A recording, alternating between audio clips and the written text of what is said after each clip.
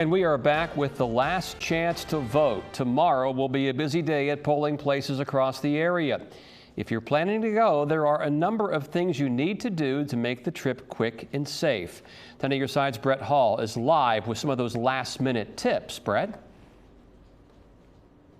The do's, don'ts, and duties of the registrars on Election Day. Did you know that even if you voted all the way back on September 20th or maybe even on Saturday, nobody knows how you filled out your ballot yet? And according to the Virginia Beach General Registrar, it's not until 7 o'clock that the action really gets underway. Thank you. It'll likely be hard to miss where polling places are tomorrow. Just follow the signs.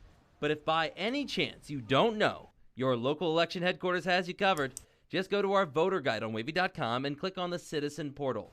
When you arrive, you can wear political clothing, hats, buttons.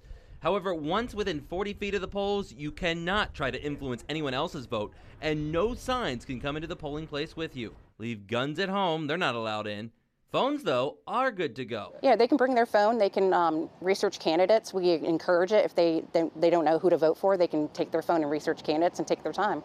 Christine Lewis, the director of elections in Virginia Beach, says just make sure you are focused on you.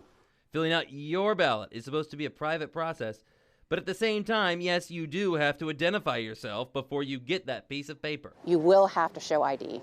Or fill out a statement confirming your identity if you've already registered. If you aren't registered to vote, you can still cast a ballot in Virginia, but... So that's not tapping till the canvas. They have their provisional ballot determination meeting, and that's when the electoral board goes through all the ballots to make sure these count and these do not count. For the rest of us, once that ballot is submitted into a machine... So it's stored on a thumb drive, and that gets processed, like I said, 7 p.m. on Election Day. Yeah, so you have no idea what's on those thumb drives right now? No, I don't know any of the votes. At 7 o'clock in Virginia, 7:30 in North Carolina. So for early voting, the machines go over to another building, and they get processed there. At 7 p.m., they'll run the tapes, and they'll call in the results. The same process happens for ballots scanned at individual precincts. Lewis says then 4 different reports are run to verify results, and then they are entered into an app to send to the state. Then the next day, the electoral board takes over, and they make sure they check all the paperwork to make sure everything matches up.